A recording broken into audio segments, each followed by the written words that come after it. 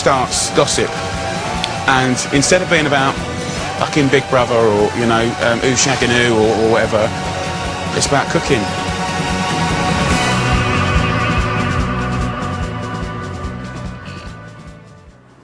In the cold light of day, the real question is how many of the 1,000 will pass the recipe on back at work.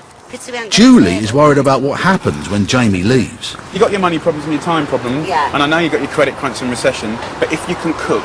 But I also think once you've gone, a lot of people think, oh, you know, bugger it, he's not here anymore, he's not going to see that we're not going to pass it on, so why bother? Okay, and you've always said that, I have, and that's great, but we're friends, and I'm saying to you, will you help me now, because I think you're wrong. Right, well, I've told you I'll help. And also, if you are wrong, not being funny, yeah. Like you said that... If I'm wrong, I'll admit I'm wrong. No, it's not about admitting. If you're wrong, what a beautiful thing.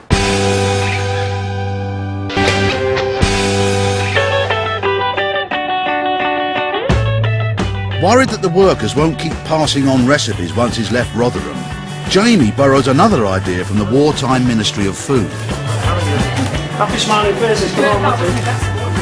The council has loaned them a disused travel agents in the centre of town, where the people of Rotherham can join, pass it on, get hints and tips, and most importantly, check they're teaching the recipes right once Jamie's gone. I'm supposed to say some lovely words, really, aren't I? Yeah. Okay, well, I name this Ministry of Food in Rotherham, first in the country ever, open. This is basically a food headquarters. 6 days a week this will be open, there'll be demonstrations. It should be a wonderful local asset. And at the same time as opening this, I'm trying to work with the local Rotherham people. And if we can make a difference here, then maybe this is a model for the rest of the country. Council leader Roger Stone, who mastered beef stir-fry in the steelworks, has come to take a look. You go out, they can talk about Rotherham, they can show your recipes, they can show the people that's providing the food, and whatever. Jamie hopes he'll take it over.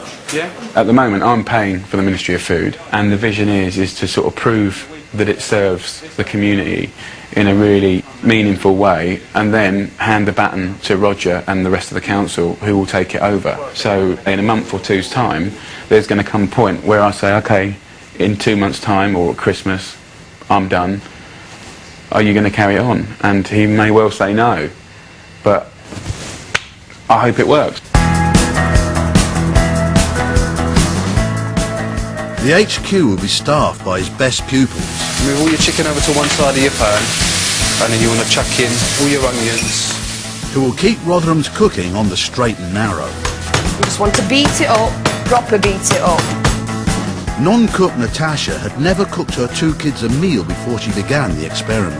We're ready, girls. Are you proud of yourselves? I'm proud of you. Claire, Natasha and Dan, you know, they're doing a good job of passing it on, they really are, and you know, I've given them a bit more responsibility in the Ministry of Food, doing their own groups, and I can see their confidence getting bigger. Voila. So, you know, my little group is changing, it's evolving, we're sort of we've gone up a gear and a half, really.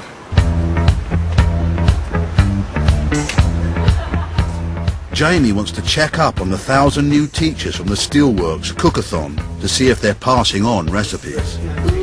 At Apollo Travel, Mary has overseen the canteen for 9 years, heating the ready meals that the staff have brought in. They need to eat healthily. All the crap that they bring in here for us to prepare for them, we just can't be doing them any good. We've got 1, 2, 3, one out there, 4, 5, 6, 7 fucking microwaves. Look, I'm sure we can sell a couple of these down the old... I'll get you a second-hand oven. But look, this is a lovely facility here. And basically, Maria's job is to reheat the staff or put together the staff's brought-in lunches. But ideally, what I'd love to see is that gets moved over there, and here's a little normal home oven with a couple of hobs and an oven. Cheap as chips. Jamie loans the company some burners, and Andy Caton, who's always lived on ready meals, gets teaching. Open this, and you want to just smear this over all over your fish. That's fine, then put your fish. It's salmon tikka. You're basically in good nick. You might want to finely chop that, because a lump of chilli that big will definitely keep you regular. Both look absolutely fantastic. Nothing wrong with that at all.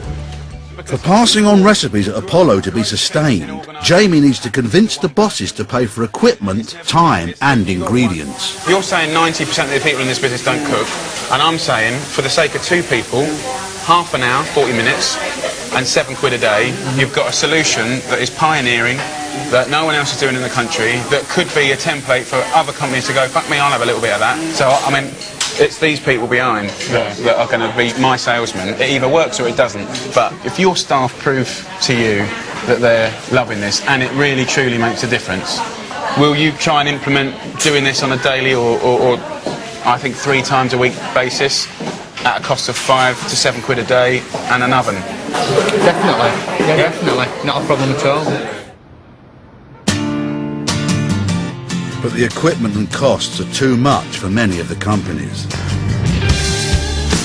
A month after the Day of 1,000 Cooks, only 4 out of the 20 bosses have provided the necessary equipment and time for their workers to learn and teach the recipes. For Jamie, this is devastating news.